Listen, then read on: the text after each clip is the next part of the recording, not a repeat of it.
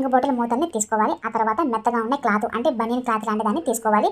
ఇక్కడ మనం తీసుకున్న క్లాత్ని రౌండ్గా కట్ చేసుకోవాలి. ఈజీగా ఉండటం కోసం నేను చిన్న ప్లేట్ అనేది పెట్టేసి ఆ షేప్లో డ్రా చేసి కట్ చేసుకున్నాను. ఇలా చేయడం వల్ల రౌండ్ త్వరగా డ్రా చేసుకొని కట్ చేసుకోవడానికి ఈజీగా ఉంటుందన్నమాట మనకి.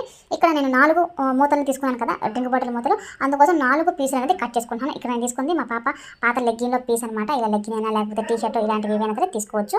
ఇలా 4 పీసులు కట్ చేసుకున్న తర్వాత మనం కాటన్ అనేది తీసుకోవాలి. ఇలా తీసుకున్న కాటన్ కొంచెం తీసుకుని ఇలా రౌండ్గా ఉండేలా తీసుకున్న తర్వాత మనం కట్ చేసిన పీస్ ఉంది కదా దాని మధ్యలో పెట్టేసి చివర్లు అనేది ఇలా ప్లేట్స్ లాగా వచ్చేటట్లుగా పెట్టేసుకొని ఆ చివర్లు అనేది ఓపెన్ లాగా లేకుండా క్లోజ్ చేయడం కోసం దారంతో ఇలా చుట్టేసి చిన్న ముడ అనేది వేసుకున్నట్లయితే లోపల కాటన్ అనేది అలా లాక్ అయిపోయి ఉంటుంది. ఇలా మిగిలిన వాటిని కూడా రెడీ చేసుకున్న తర్వాత మనం ముడి వేసాం కదా అక్కడ క్లాత్ కొంచెం ఎక్కువగా ఉందనుకోండి, ఇలాగా సజెట్తో కట్ చేసుకోవాలి.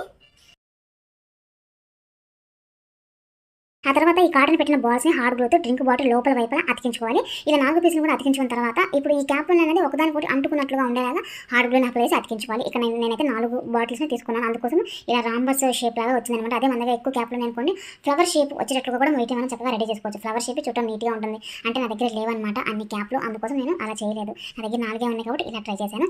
ఇలా 4 అతికించిన తర్వాత చూసుకున్నట్టయితే మన ఆర్గనైజర్ రెడీ అయిపోయింది. ఇది ఆర్గనైజర్ ఏంటి అని అనుకోవచ్చు. సో దీన్ని డ్రెస్సింగ్ టేబుల్ దగ్గర పెట్టేసుకొని సేఫ్టీ పిన్స్ ఇలాంటి పిన్స్ ఉంటాయి కదా వాటిని ఇందులో పెట్టేసి చక్కగా ఆర్గనైజ్ చేసుకోవచ్చు. లోపల కాటనే ఉంది కాబట్టి